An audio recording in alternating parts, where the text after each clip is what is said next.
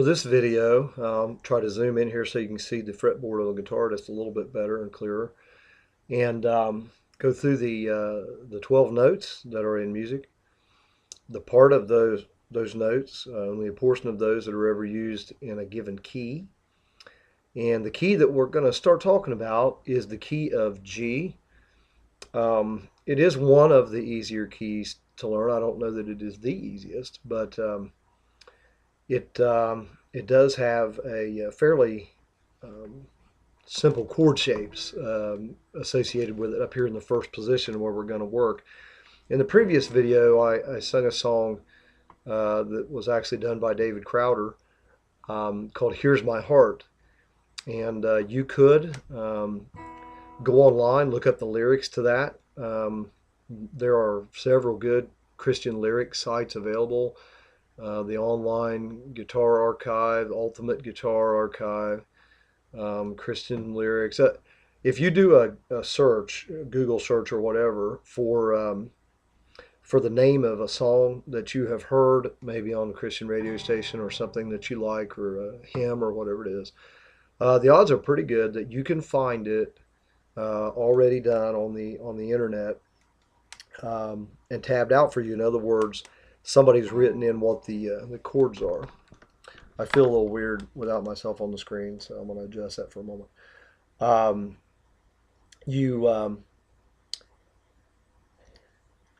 You also can usually on a lot of these sites click a transpose button, which will change the actual chord shapes.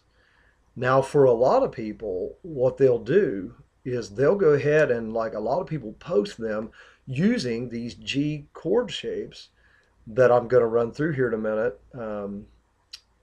showing you how to play the four chords, I guess maybe it was in the previous song, Here's My Heart. But they'll actually post them in that and then use the capo to change the key to suit them. But you can, as you progress, or if you wish, you can actually learn the chord shapes the way that you make them without the capo. But I would recommend to start with, we're going to deal with the key of G. We're going to deal primarily with about four chords. It would be called the root chord, the 4, the 5, and the 6 minor. So we got to get in a little bit to what that's all about, but I won't bury you with theory in this particular lesson other than to show you what makes up a chord, a major chord particularly. So taking the highest pitch string, E, and I'll adjust this just a bit, so hopefully that it makes the fretboard just a little easier to see. If I hit that string open, that is, I don't have any fingers on any frets. I do get an E note.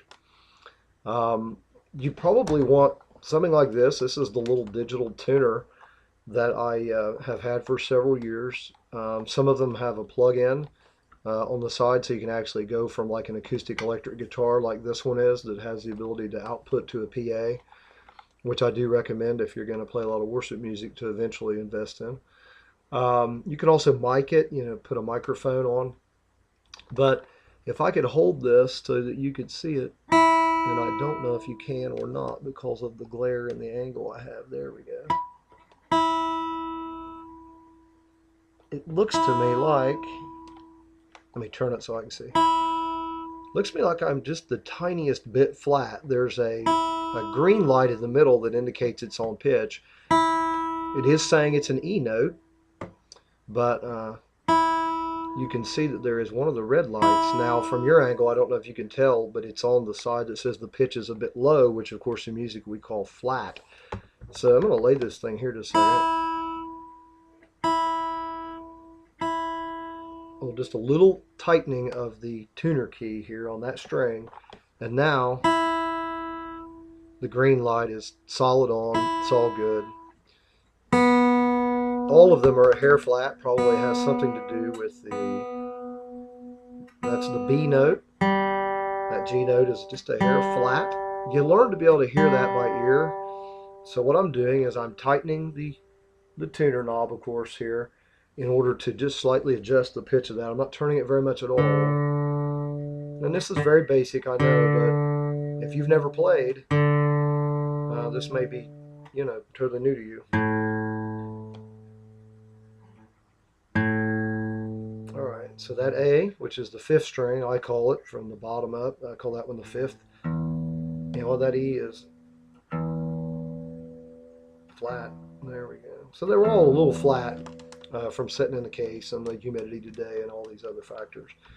So a little digital tuner is really a handy thing. You can, I mean, the old-fashioned pitch pipe and all that stuff, and you can tune. Um, I'll show you eventually how to, if you get one string, for example, that E string, if you get that tuned, there's a specific interval between where the other strings are in relation to that one and to each other. Essentially, a quick run through on that is if that E string open is in tune, the fifth fret, and we can talk about why this is later, that'll be an E note right there on the fifth fret. So those two, they're pretty close. They should match. It's mostly that way for every note on the guitar, except for the next one up, because of the intervals in the scale, that third string up at the fourth fret is a B note. The open is a G, but the fourth fret is a B note. And that should match the open string below it. That's pretty good. And then on all the others, it's the fifth fret. So like if I go up to the fourth string on the fifth fret, that ought to match the string below it. And then same thing, if I go to the fifth fret here, that ought to match the one below it. So sometimes on the fly, you're playing music in front of people, maybe you don't have your tuner handy, or it would be very inconvenient at that time. You can, and actually it's a G major chord, you can actually kind of get a feel for that. And if you have to, you can check a note real quick against another neighboring string. I just checked the fourth string and fifth string to make sure that when I play the fourth string here and I play the fifth string open, no, I'm sorry, I'm misspeaking there, fourth and the third, fourth string, third string, that they're about the same pitch. That's just a good quick way to make sure that your instrument has not gone out of tune on you, and make some quick corrections if that becomes necessary. So let's go ahead and take a look at the notes in the scale real quick. If I hit this bottommost string, the highest pitch, first string I call it, out of habit I guess. I've heard it done both ways, first string, sixth string. I always call this one the first. Most people do, I think. If you play the first fret, what that does is it increases the pitch 1.5 step in the musical scale. So if this is an E, this would actually be an F. There is no note between E and F. They are 1/2 step apart in the chromatic scale. If I go up another half step, now I'm a full 2 frets above the open E. I have an F sharp. That's a half step higher than an F. Half step above that is a G. Half step above that is a G sharp. Half step above that is an A note right there. You'll notice I'm at one of the fret markers, the fifth fret. Those are very handy for if you progress in your playing to the point that you need to find your way up the neck here. For now, they're not terribly important for most of what we're going to do, but they are handy for that. That's a fifth fret. The sixth fret would be a B flat. Now, a person could also call this an A sharp. It is a half step in between the A note on fret 5 and this B note on fret 7. There is that half step in between them. Just like there was a G sharp right here and an F sharp right here.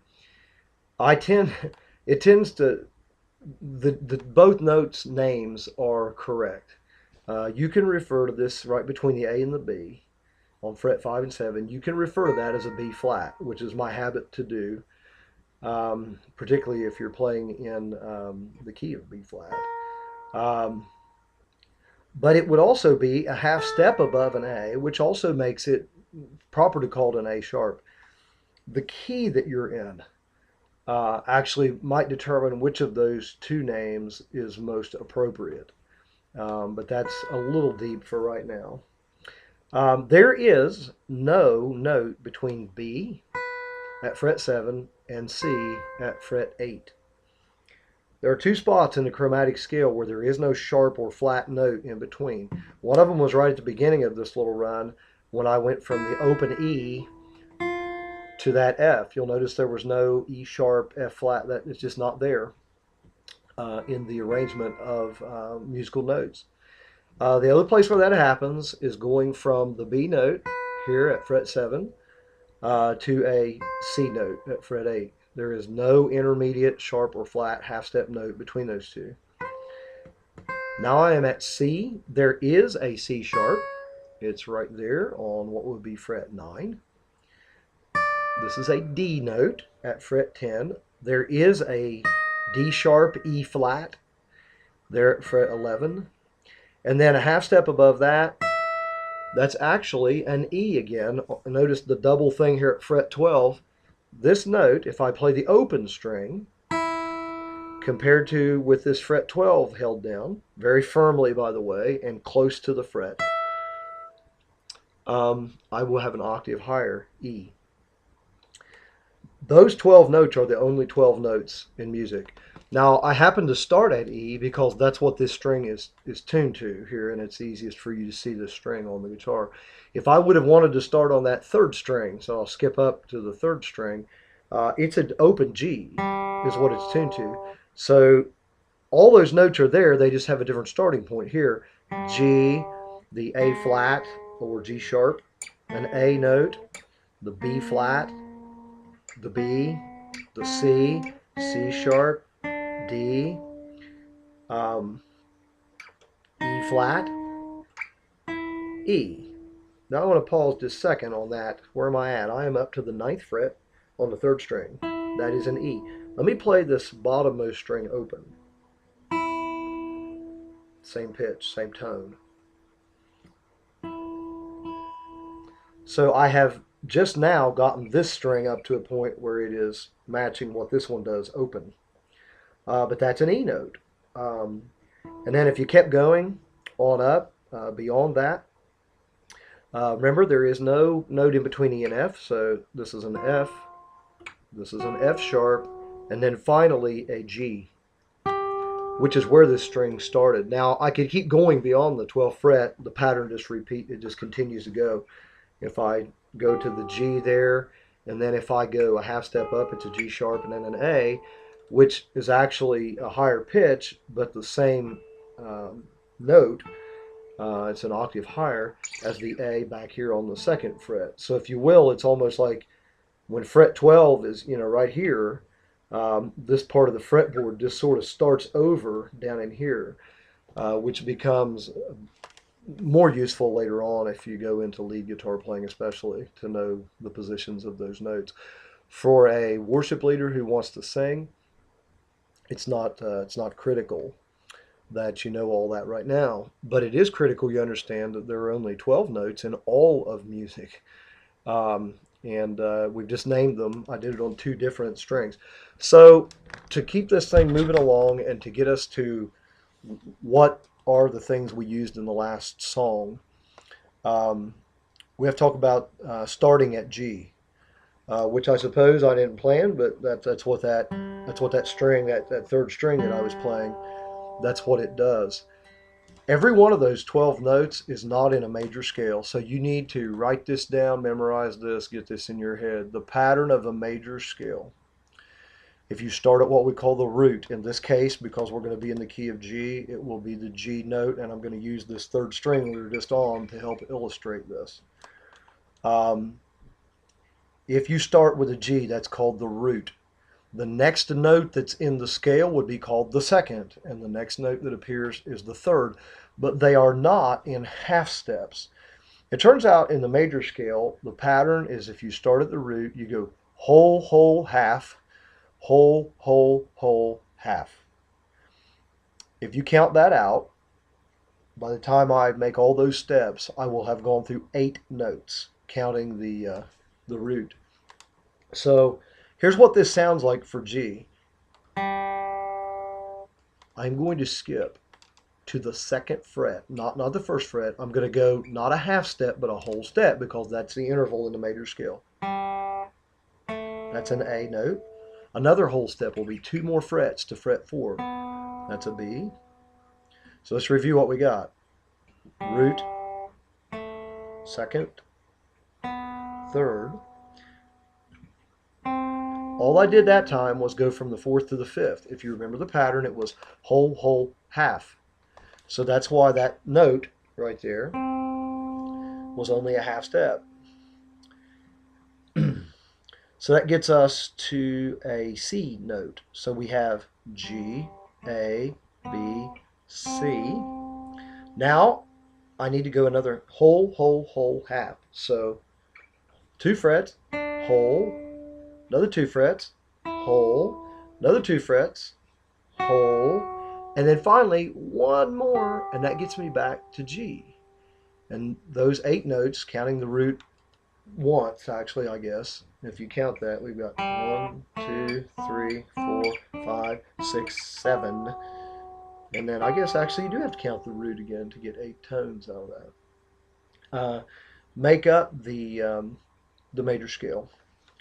Whole, whole, half, whole, whole, whole, half. Everything in music is based on this scale. Everything in music is based on it. The thing about this that's interesting that I want to point out, if you ever wondered where the symbols come from in music for the keys, the key of G, if you looked on a musical staff, like on a piece of music, there's the little, what looks like hashtag, so all you younger folks know what I'm talking about. It's the symbol for a sharp note.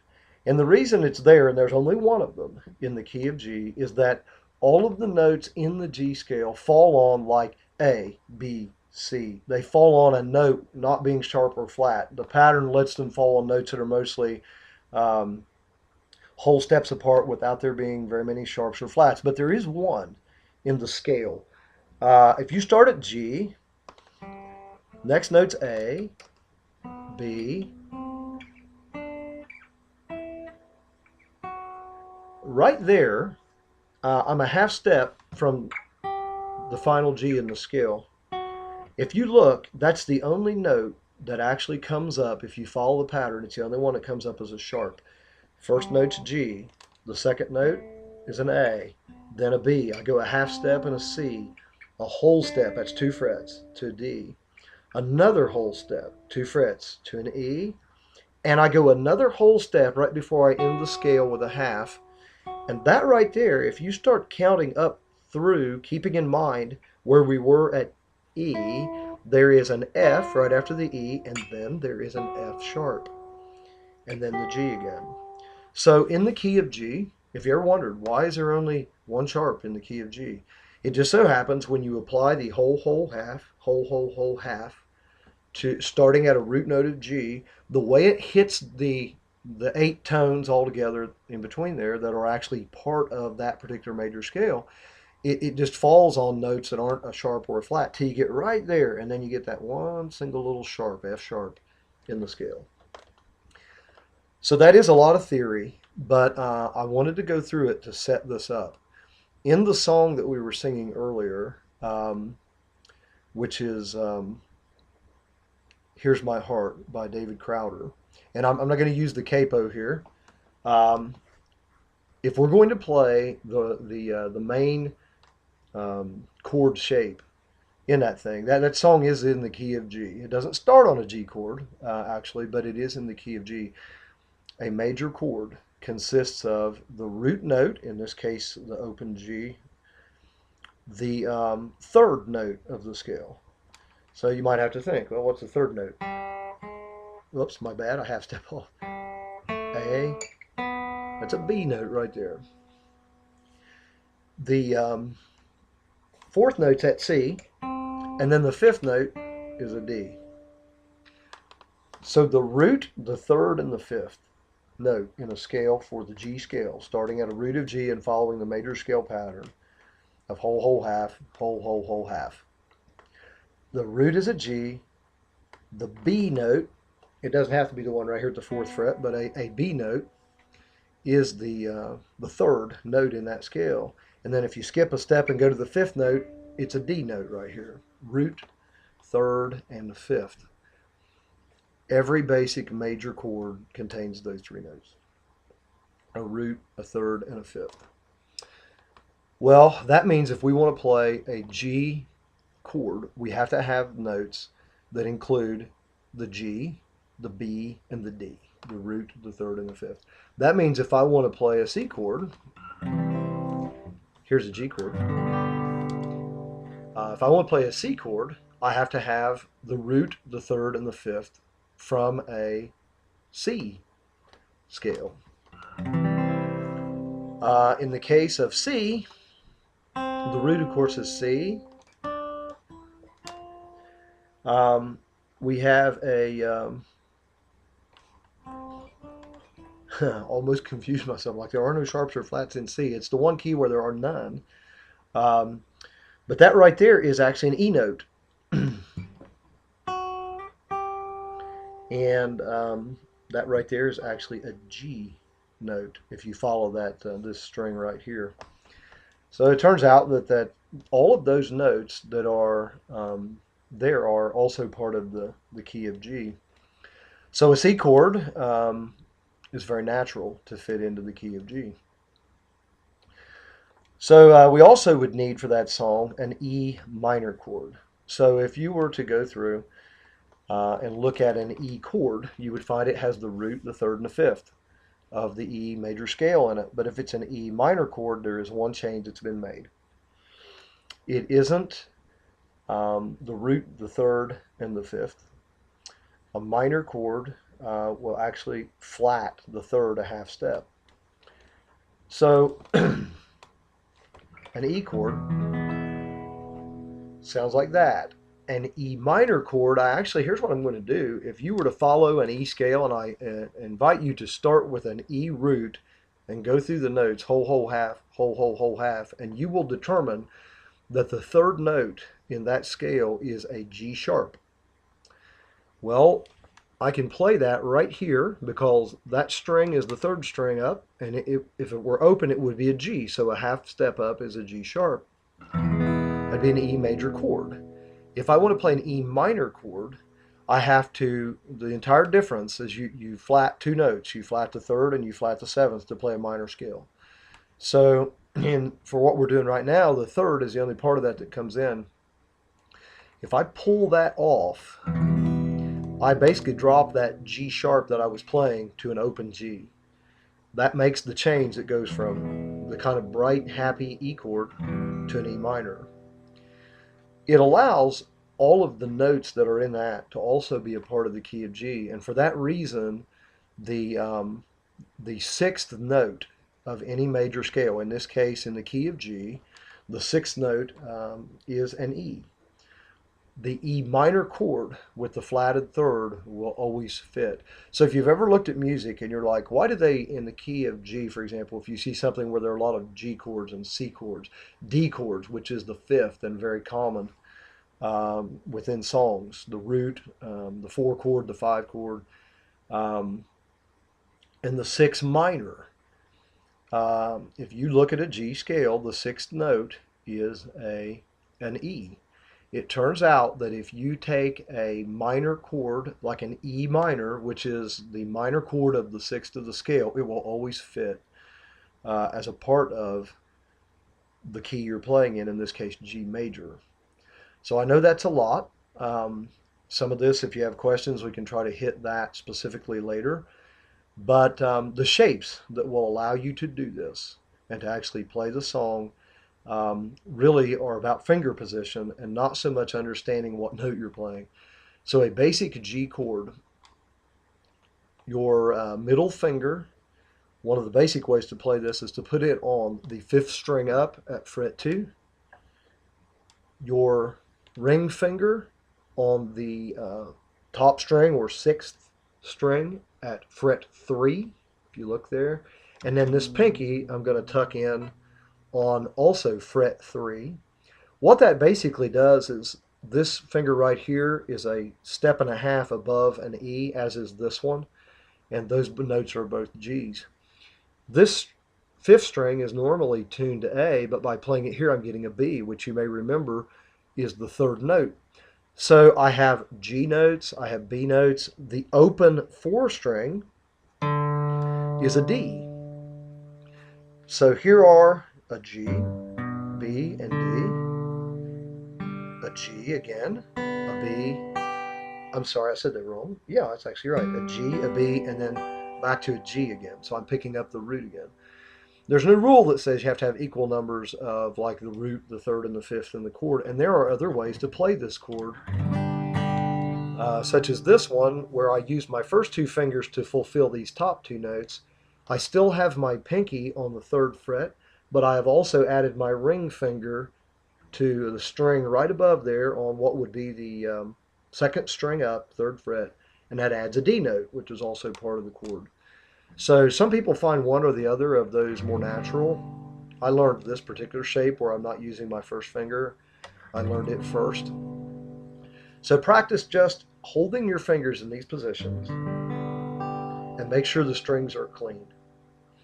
The other three chords that we need, and that's where I would start if I were you, I would just get my guitar tuned using a decent tuner. Be careful not to break a string by over tuning.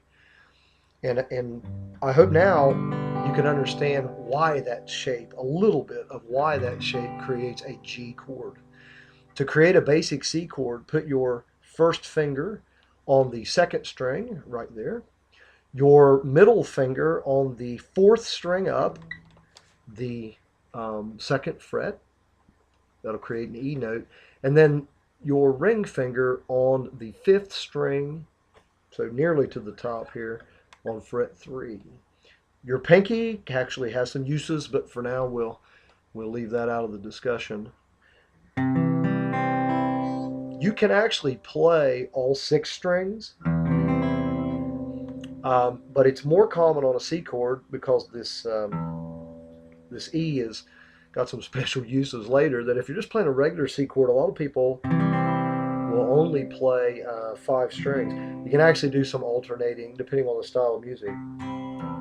You can do alternating bass notes, and you can use that E for some different things, and it's not a big deal if you hit it. You also need that E minor chord I was telling you about. So a basic E chord, which is just a good shape to know while we're on the topic, can be played in different ways. All these can, but the middle finger going on the, that would be the 5th string, 2nd fret.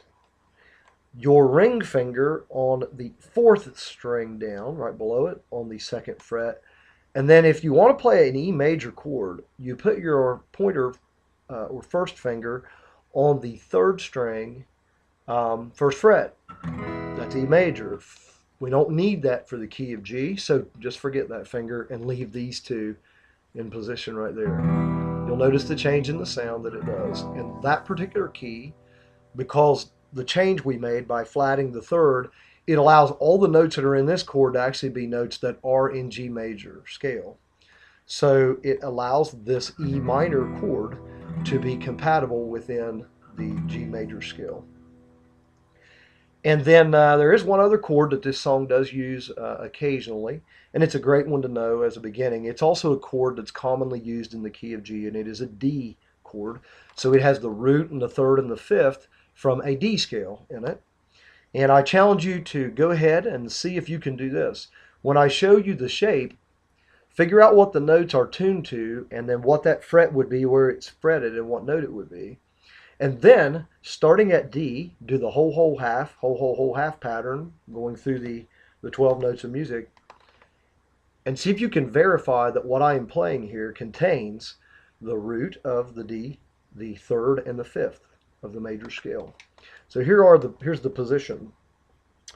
Let me grab it here, and then I can explain it. All right, let's see. On the 1st string, your middle finger should go on fret 2. Your pointer finger probably is easiest to skip a string and go up to the 3rd string, the G, and grab that note right there with it. And then your ring finger actually in between them on the second string, but not at fret 2, at fret 3. And you can, this is well played as a 5-string chord. You can include this open fifth string. As far as that goes, if you hit the 6th string, it won't be a big problem in this particular chord. Um, there's the bottom 4 strings. Strings 4, 3, 2, 1. Yeah, see if you can figure out that what those notes are that I'm playing, including the open one on 4, and then the third, the second, and the first string there. And see if you can figure out by where I am on the fretboard what those notes are. And then see if you can start with the D and go through the notes whole, whole, half, whole, whole, whole, half, and determine that in fact I am playing notes that represent the root note of the D, the third and the fifth of that scale. That has to be part of a D major chord. So here's what you need to practice. You need to get to the point where those shapes are natural and you can change between them. And this is the most difficult part because it's awkward at first. And so people will begin to think, there's no way I can learn this. I will guarantee you every new piece of music I've ever had to learn, particularly for lead guitar, now that that's kind of what I'm playing with more. Um, I have to train my hand what I'm doing. Fortunately, it's a little bit like riding a bike. Once you get it, you'll be able to make these shapes easily. But the truth is that when you're first learning, everyone gets frustrated at this point because it does seem so awkward at first. So with the goal of us eventually being able to play that David Crowder song, I'm not going to put the capo on here, and we're not going to sing much yet. But the chord progression for this song goes in this order. E minor and then C and then G, E minor and then C and then G. And that's actually the entire chorus of the song. So that's a good starting place for us, is to try to get to the point, and we won't get all fancy with strumming yet. That will come naturally, I think, later. And with some, just getting the feel of how to count to 4 if you're doing a song in 4/4 time, which is very, very common. Um, This is the E minor that I showed you earlier.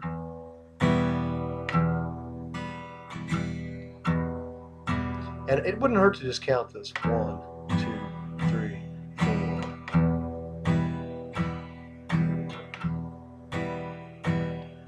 And so your first goal, of course, is to get till that's clean and that you can actually let your right hand keep a fairly steady timing while you're holding on to this. And of course, the next step up, you could also practice that same thing with this C chord.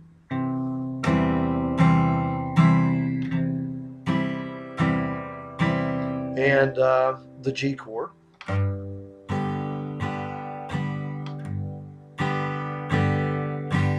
Make sure you get them nice and clean. You can wring all the strings out. When you first start, you will have pinched down. You'll be having trouble figuring out how to get your finger. Your fingers need to, your wrist needs to drop below the neck to the point that your fingers are coming fairly straight in. And then the D chord that we mentioned earlier.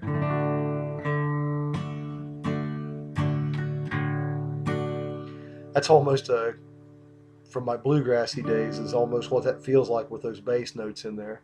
In contemporary music, you're going to use different kinds of rhythms, but you got to start with the basics. So ideally, then, what you would be able to do is once you can play a chord and keep it consistent, and maybe get your fingers set up, play to another one, get everything set up and go to all 4 of the chords that we showed you. Then ideally what you would be able to do is change between them and begin to gain some speed. And I'll be honest, it's going to take you a little while to get comfortable with these 4 chords, but I can teach you how to play a ton of songs for contemporary worship or even old hymns or whatever you would like to learn if you will become very proficient and comfortable with these 4 chord shapes. So I apologize for the lengthy bit of theory, but you can always watch that again and hopefully get that in your mind. I invite you to practice taking a note from any place here on the fret. Take a note and go through and try to do the whole half pattern. You're going to find out that keys of E, D, A, and G have relatively few sharps and flats. And for that reason, a ton of worship music is done in those keys. So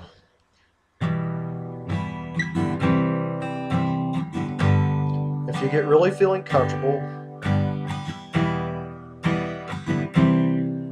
here are three of the chords: E minor, C. So I'm not using the D right now, but here's how it all fits together once you get it. Here's my heart, Lord. If that's too low. Here's my heart, Lord. Here's my heart, Lord. Speak what is true. I invite you, as you explore this and you become comfortable with those three chords and playing that song like that, that if that doesn't work for you right there where I'm singing it in G, you can use exact everything we just did, and you can take it to higher pitches by doing what I did with the capo earlier till it feels more comfortable to you being able to sing. But if you will offer that prayer to God while you're practicing, and just let that little chorus be an introduction to you to getting comfortable with playing and singing. And it will take time, but I will promise you that once you get to the point that you can sing that song right there, um, I can teach you an innumerable number of songs that will allow you to lead worship in a variety of settings. An incredible variety that you could not even believe right now. So if you have questions, please feel free to message me or contact me. And if you have, as this develops, if you have specific requests or songs that you would like to learn or something you'd like to try to accomplish, let me know. And I won't just do it for individuals. I'll go ahead and post it to everybody. But hopefully, in that way, we can make a lot of material available to a lot of people. So that's going to be it for this one. It's probably going to choke YouTube anyway, getting this one uploaded. I will try to keep them down closer to 15 minutes in the future. Thanks a lot.